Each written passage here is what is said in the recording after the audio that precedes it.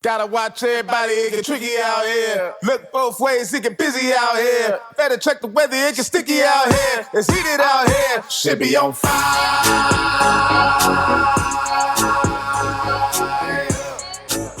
Yeah, shit be on fire. Yeah, came a long ass way. Living in the city. What up, everybody? Welcome to In the Clouds with Puff and Parlay. My mind is on fire. Apparently so. I'm CeCe. And I'm Renee. Let's fire it up. And we are Puff and Parlay. Man, I have the giggles because now I just keep thinking about this man's house on fire. And and I feel bad, but at the same time, it's like, wow, just what a day. What a day. But you started with fire, midday fire. So now we gotta give him. He has to have an end fire. We're gonna have to work on that at the end of this. What your end fire is gonna be. But welcome to In the Clouds with Puff and Parlay. We are two canna moms breaking the stigma of cannabis consumption, and yes, welcome. We are here. We survived another week. Another man. Did we? I mean, we're here, right? I know. If I pinched myself, we'd have to pinch each other, right? Because if you pinch yourself, it still could be a dream, right? I guess. Of this thing that we're going through in this land that we were so blessed to live in. That used to be like the place that everybody wanted to go to. Now everybody's trying to figure out how to leave place. Is that what we're doing? Man, you ain't thought about it at least? We're in the clouds. I stay in the clouds. So, well, where are these clouds going to take us next? Are we staying? Are we going to fight it out? Are we? Because there's a lot of people that are really talking about moving and making sure that they're. I think a lot of people are Passports. moving and getting out of here, but I mean, I'm not going nowhere. I'm here This is how. to stay. This is how. That's the bottom line. Are you going to stay in SoCal or would you move somewhere else in the United Why States? are you trying to get me to move? just Like, I'm saying. good. Are you moving? Is there something I need I'm to just know? saying, like LA, it is, but it's very close to when you think about everything that's happening in the country, it's like we're like all the way at the edge of the country. So if some shit went down and everybody's trying to go east, it's going to be really hard to get out of this spot. I'm not going to worry about that right now. I am going to enjoy this one hitter from our sponsor, Hemper.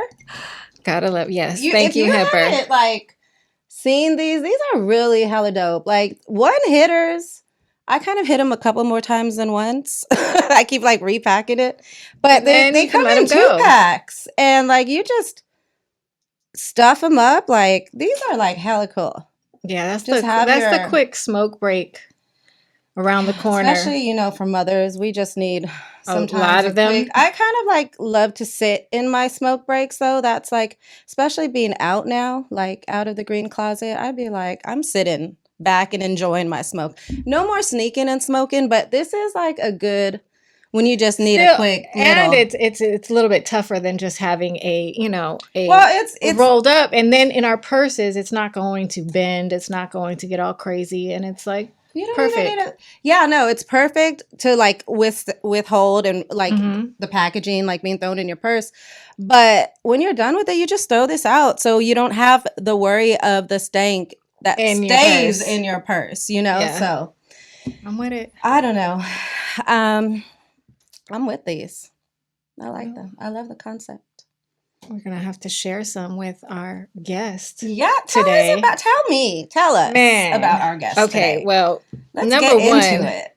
the man that has created our intro music. We heard this song and we like instantly were in love, and we were very blessed in the fact that when we asked him, didn't even take like a second to say yes. He is a producer artist and DJ. I mean, there's some people that can do one of those, maybe two, but all three. Greatly. It's pretty phenomenal. And of course, there's just the other thing. He's like the official DJ of Bone Thugs and Harmony. That's on top of all that. Just slight, you know. Welcome.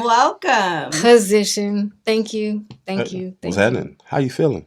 Man. CeCe is in the cloud right now. Goddamn right. I can say that. I see that.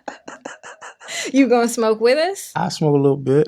You got to. I mean, I feel like you would be like really down like to smoke with us because like you're always around smoke, right? Always. Forever.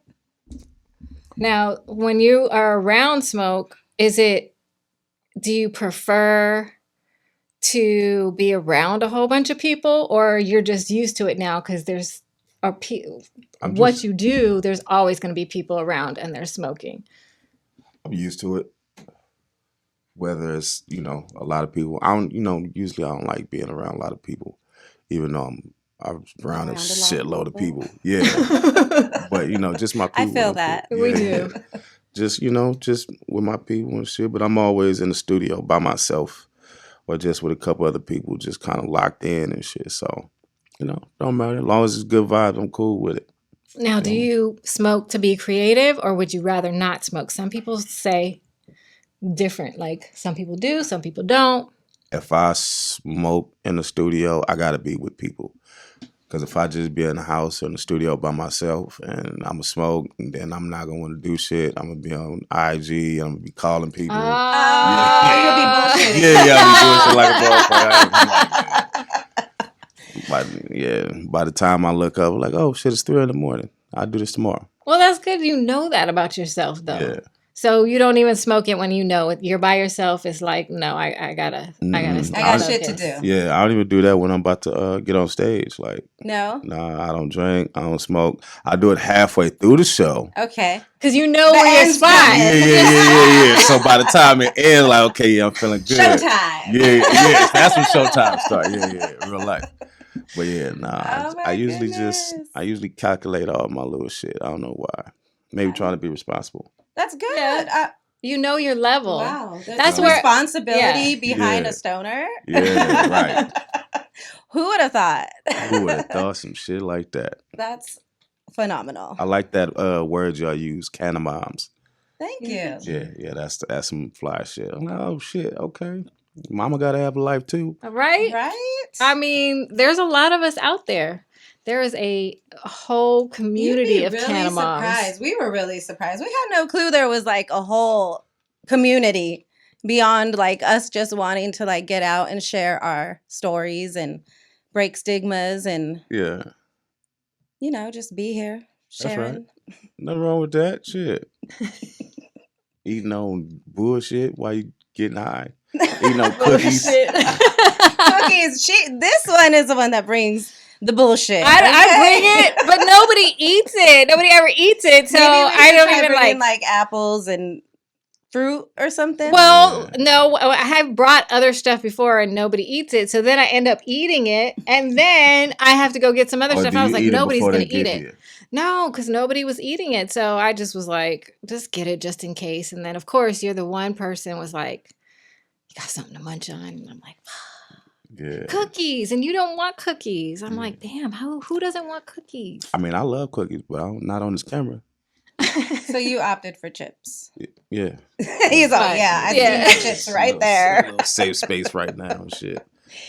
Oh my goodness. Can you take us back to the Dick 'em Down days? Wow. Okay. And where it all started? That was a nice first question. What is Dick 'em Down? I like to get right into it. What is Dick? Tell us. What is Dick 'em Down? So when I was young,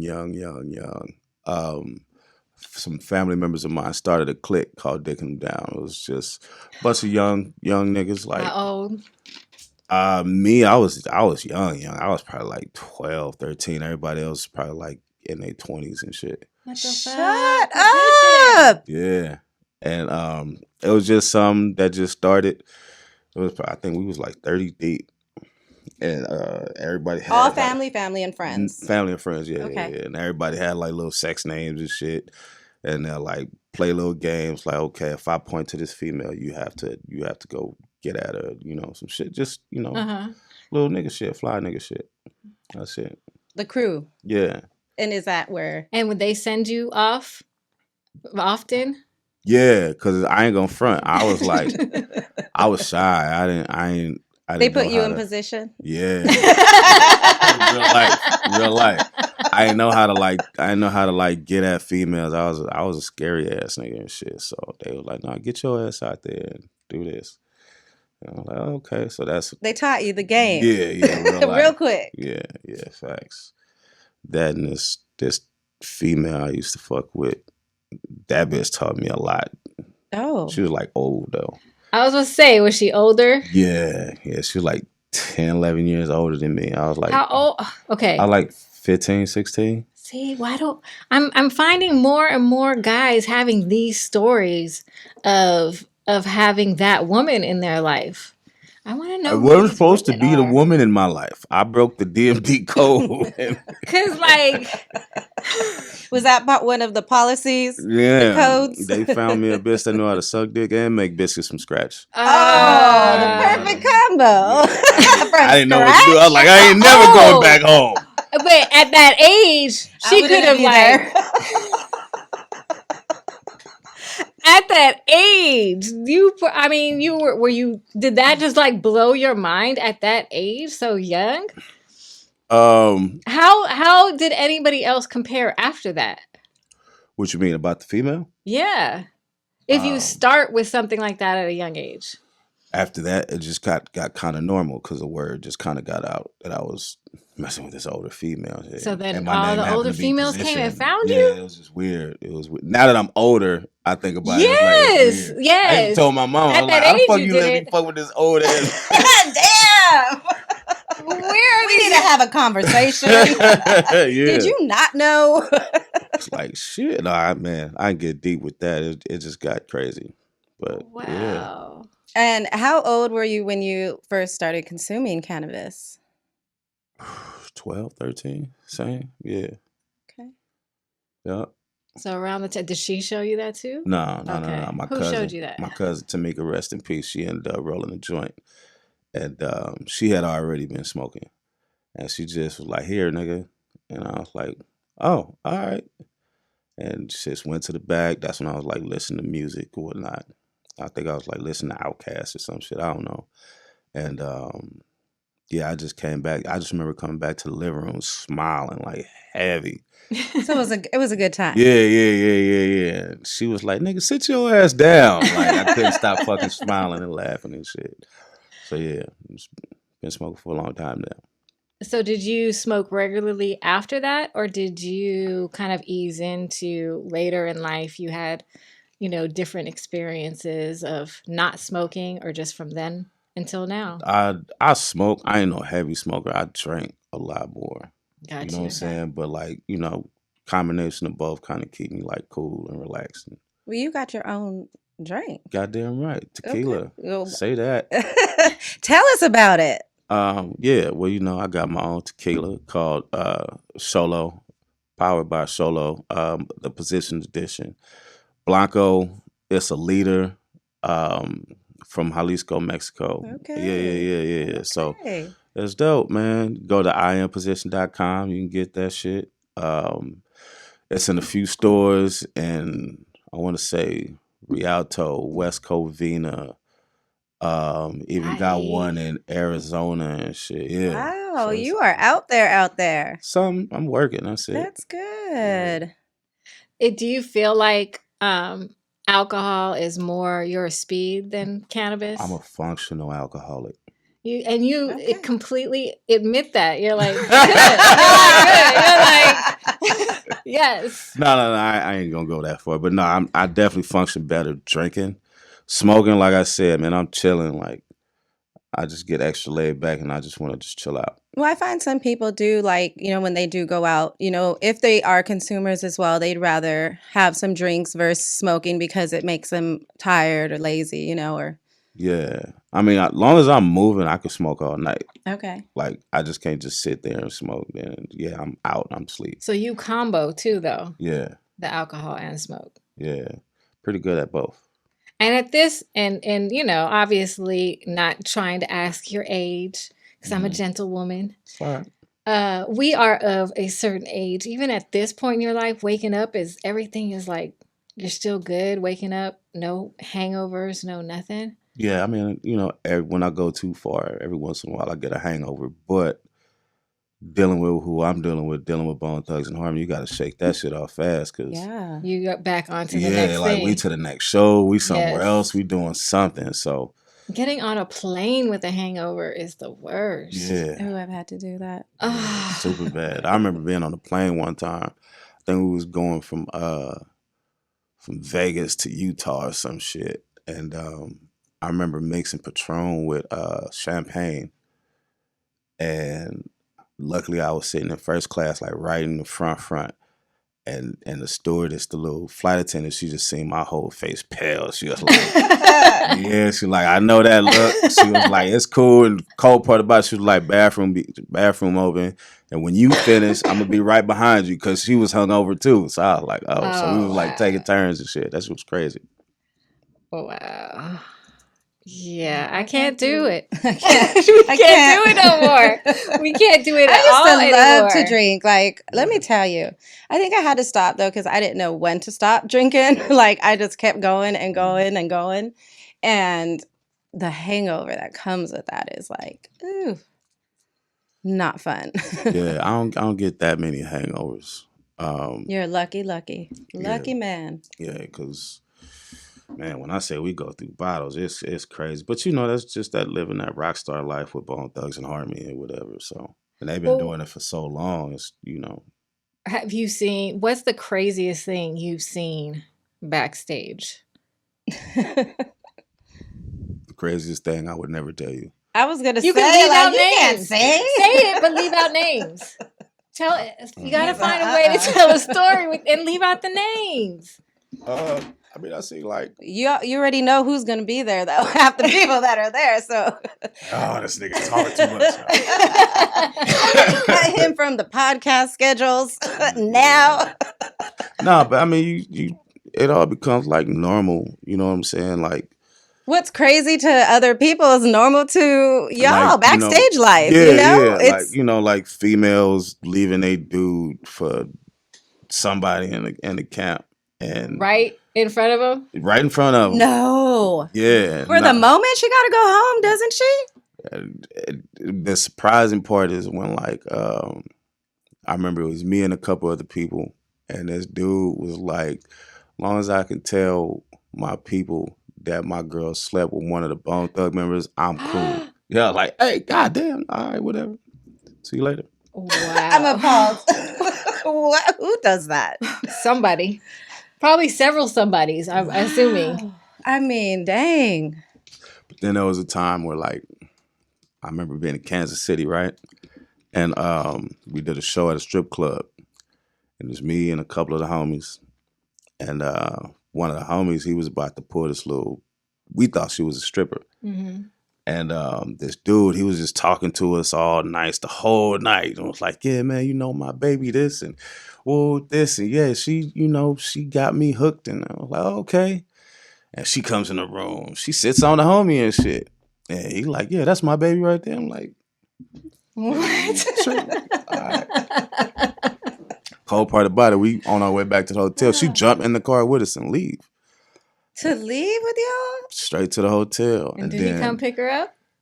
That motherfucker pulled up on us. Are you sure? Are you sure that was her man though? Yeah, no. Are you sure that was her man though? Clearly was. Because as soon as she walked in, he was like, that's my baby right there. She's like, hey, honey. And then when she was leaving, she was like, babe, I'm finna leave with them tonight. And he was like, boom, go have fun. I mean, I've heard them call them babe too. Are you sure that was her man or was that like the man that? Well, it had to be a nigga because like we getting off the freeway.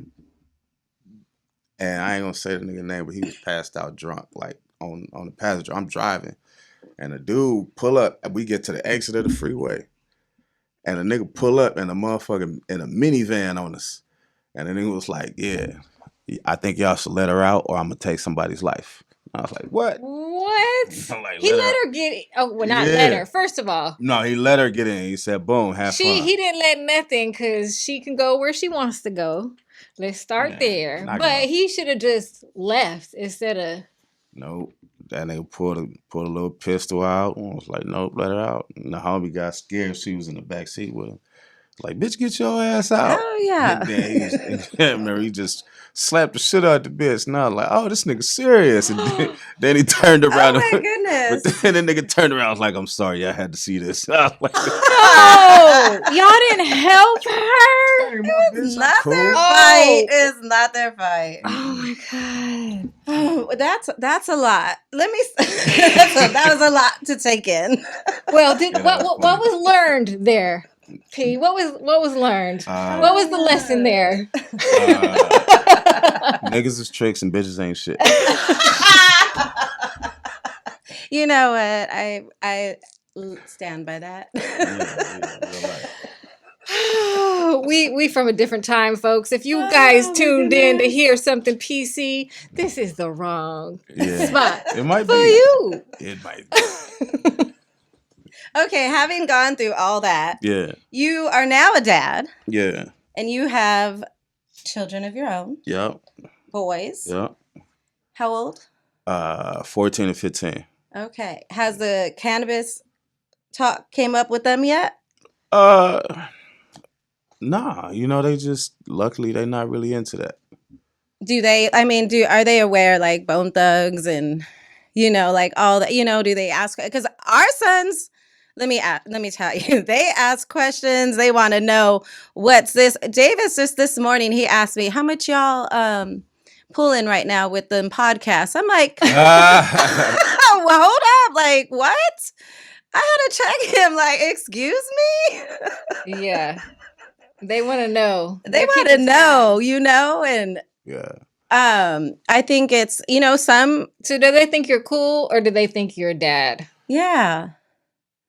In moments they think I'm cool, but then the rest of the day they don't know about position. They don't give a fuck about that shit. They don't give a fuck about that shit. They like, man, whatever. So, I just do the daddy shit. Take my son to go boxing, and my little one, he's like a little ladies boy and shit. So he's a little ladies man. Like, I just do what I do. I be in my lab. I be working out and whatever they need. All right, cool, nigga, let's go. And that's it. So they're good kids. You feel like they're all right. They're all right. Now, what about when the conversation happens? Nothing. I'm gonna be real. Yeah. Yeah. Like, one thing I never do is hide nothing from the kids. You can't really hide nothing because my whole family smoke and drink anyway. Right. So, and they're in like high school now, so they gonna literally see everything plus shit we don't talk about. Right. Yeah. Socials. Yeah. Everything, do they have like phones and all that, where so they kids nowadays, they're just open to a lot more than we were open to. Yeah. I just, I tell them like, look, if you're gonna be doing this, like if you're gonna be drinking, make sure you stay your ass home. When you get older, I don't advise them to drink now. If you're gonna be out here like smoking weed or whatever, nigga, do that shit at home. You know what I'm saying? Like, because you don't know what people putting in their shit. Yeah, that is something that these kids do have to think of these days, because they are putting stuff in the cannabis and anything that they consume, and it's just easy to be here and not here really quick if they're not keeping their head on a swivel and like life. Understanding what they're taking such a big risk. That's what we just have to kind of tell them. I feel like it's so backwards. Like prior to like legalization, like the cannabis was like way better, and now we're in this arena. We didn't have to worry so much, like it was good. And now we're in this arena with it's available. We have dispos everywhere. And it's okay now, but it's different. It's different cannabis to me, and it's we have to worry now about the kids, you know, and what they're grabbing, where they're getting it from, who they're getting it from. Little niggas be on synthetic shit. And that's what I'm saying, you know, like a lot of the stuff it's not even real. And a lot of what they get is the synthetic stuff and they don't even understand that part of it. So we have these conversations with our kids, you know, because especially and doing show what we them do. the packaging of stuff and like what not to, and don't take anything from your friends. Like it's just, you gotta have to be smart about certain things, you know? I mean, because, you know, they're going to be in school. They're going to see all kind of shit anyway. Yep. You know what I'm saying? Some of their friends probably be bringing shit to school. You got to let them know, like, okay, give them some I knowledge. don't condone you doing it. But this is what's cool. This ain't cool. Right. Whatever. Yeah, like you said, just give them knowledge and shit. Yeah. We didn't get that growing so up. you can make better decisions. Yeah. That's what I think. Because the decisions are going to be in front of them to make. So might as well, you know, give them that knowledge. Yeah. So we're in a different time because definitely my parents was not having those conversations with me. Nah, hell no. All my motherfucking parents was getting high and drinking and shit like that. So it was, you just kind of, for me, I just kind of seen shit like point blank in my face. You know what I'm saying? Like certain family members, you know, okay, that's what they do. They still cool. Some of these people might have fell off, and it's like, okay, I had to make my decision like that. Like, yeah. And watching the adults in your life when you were seeing them, you know, in each of these aspects, what made you say, okay, I'm just good with weed and alcohol, and then, you know, siphoned out the other stuff? I mean, shit, you know, growing up, especially where we all grew up at in LA and all that, wherever, right? I grew up in the era where niggas had like real crackheads and shit. You feel me? And you see somebody like cool for like the first week, and then next 2 weeks later, this nigga done like lost like 200 pounds in 2 weeks, teeth falling out. Like, and niggas ain't trying to live like that. Like, what's going on? So you see shit like that. And you like, nah, this weed cool. But you see motherfuckers that do dumb shit over weed. So it's just really all on you. Yeah, it is all on the person. I know how many bitches I done seen suck a dick for a blunt? Nah, I'm playing. Not these bitches.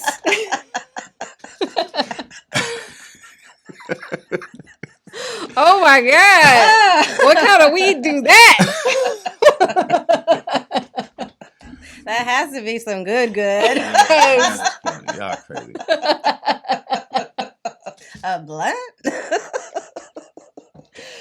You know, they low key be liking a nigga anyway. So. Oh my goodness. I mean, I don't put it past them ladies. I mean, everybody's their own person. You feel me? I don't judge. Everybody got their own life to lead. Listen, and then I don't want to look. We do not judge. I try not to judge. Yeah, there, try. As long as we try. Y'all funny. Oh my goodness. Oh my goodness. So, when did you like start DJing? That's what I was gonna ask. Thanks. I know. You're welcome. Right. Can't remember if it was 2010 or 2011. I want to say 2011. Crazy and Wishbone was going to Australia, and they asked me. That was, you know, at this time I'm still. No, but like DJing. This is okay. His story. Like, can he tell his story? I didn't. I was never. That's not when it started. Okay. That's literally where it started. 2011? That was just like yesterday. That was literally where it started. Oh my goodness. So okay, go. Nah, so then Crazy and Wishbone was going to Australia. And at this time, I was already making beats for like Crazy Bone and shit like that. And he was like, "Hey, nigga, you want to go to Australia?" Hell yeah.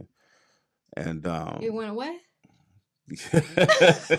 You like on my nigga shit. So Craig hits me. It's like, "You want to go to Australia with us?" I'm like, "Nigga, hell yeah!" Oh my God, thank you. We need clarity up in here, okay?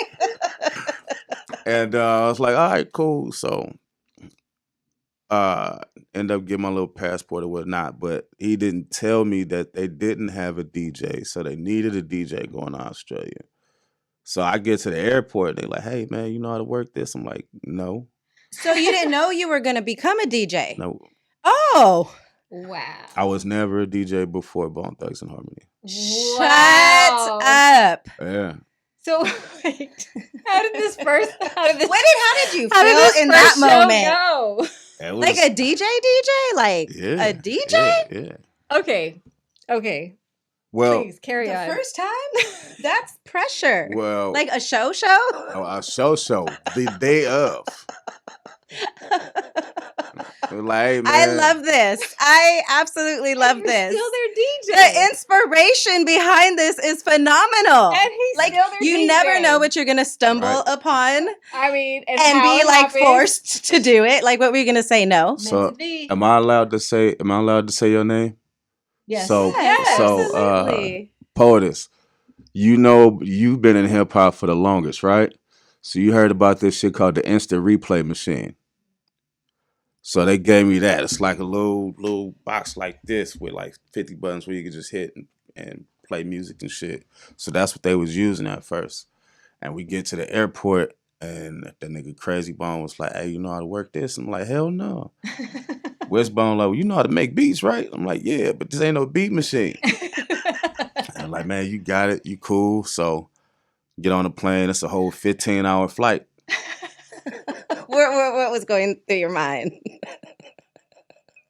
What the fuck am I finna do? I didn't know what was going on. Like, and a cold part about it, they didn't tell me that it was a show that night that we landed. Oh my God. I love this. This is great. But it's dope because, you know, whatever Crazy and Wishbone seen in me, they was like, "Nope, we need this nigga here. Like, this nigga's who he is." So I was like, "All right, cool." I wonder what their conversation was like together, like, because, you know, when we be talking together and we be like, da da da da da, and it's, they had, but does he DJ? Does he not? Like, what do we get? He does. He's coming. He do now. Yeah. I don't know what they come. I don't know what was in Crazy Bone mind frame, but okay, what happened? Like, how did you do? What? I fucked up the first 5 days. Like bad? Like 3 of them was bad. I remember those specifically too. And you're still with them, so they still saw something in you. They saw something in me, so that's like straight. Yeah. Just. That's why vision. That's why for me, no matter what, I always salute Bone Thugs and Harmony. Absolutely. They could've been like, nah, you cool. You feel me? But yeah, Cray and Wish seeing something in me. And I remember being in Australia, talking to this female, Mariah, not Carrie. and I was mad. I was frustrated. I was cussing up a storm, all kinds of shit, because I was like a fish out of water and shit, right? And then Mariah's like, "Nah, like these niggas see something in you, like stick with it and this and that." And here we is, like we here. Man, that's phenomenal. Dude, that's like a long time too, and then that's like solid. What were you doing like before 2011? So before, I was already still making beats for people. Worked with a few people at that time. I already had been working with like other established artists at that time. But I don't know, something just once me, Crazy Bone, and Keith G met, it was just, all right, that's what we're doing. It worked. Yeah. The timing, alignment, everything. Like, that's just a wonderful story. Yeah, real life. How do you, because it is a group and it is guys. I mean, it's just two of us, right? Yeah. And we've worked together and been in each other's lives for 20 years. And there's moments, you know what I mean? How do you guys get through those moments? Because it turns into like family in the sense that, you know, everybody starts getting comfortable and sometimes. Well, they are family. Yeah, so it's. No, like they literally like blood family. Really? Yeah. Like like Crazy and Flesh's brother, not Crazy, Lazy and Flesh's brothers, and Wishbone is their cousin, and Cray and Lay grew up to be like best friends and shit. So yeah. I was thinking you family with them. It's like they brought you Oh, in. yeah. When you guys are all together like that, and they already have a family dynamic, so you come in. How do you guys get through like those moments? A little bit, I guess, because they remind me of my family.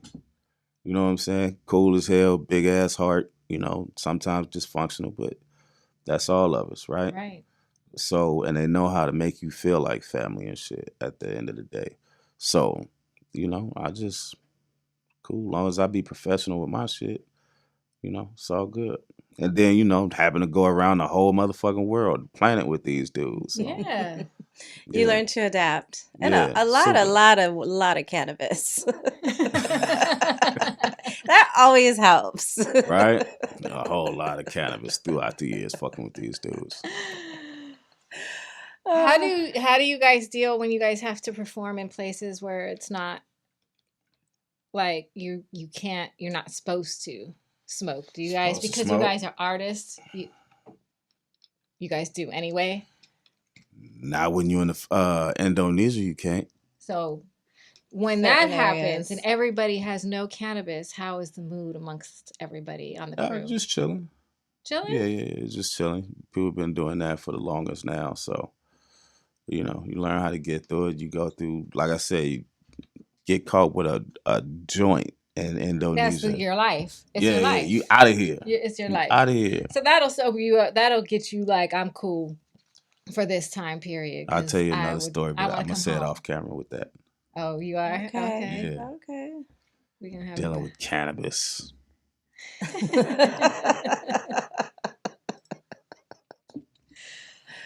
Oh my god. Good old cannabis. Yeah.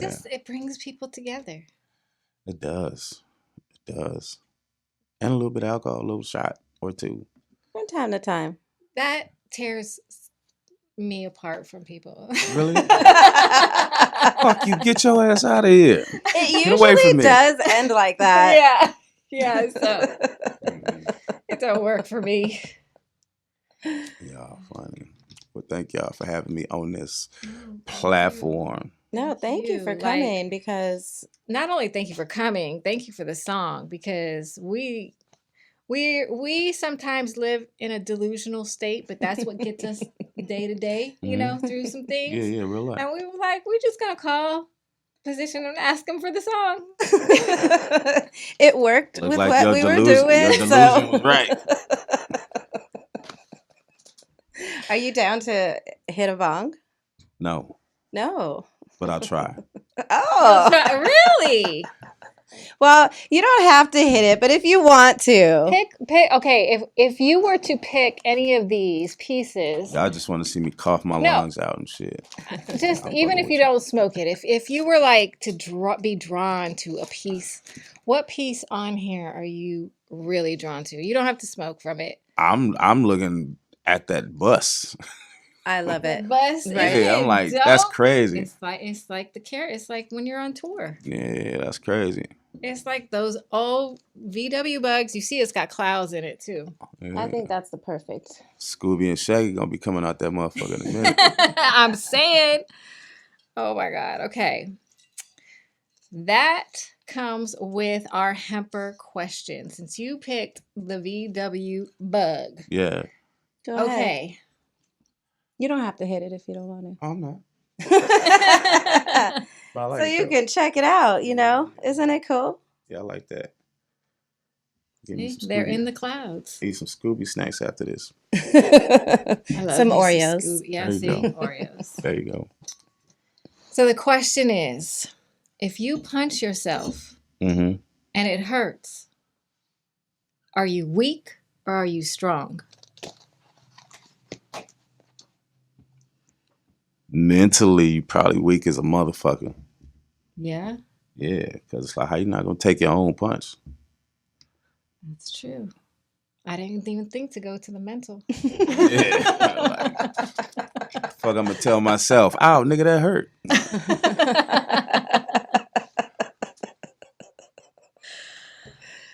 Well, okay. Thank you for the giggles.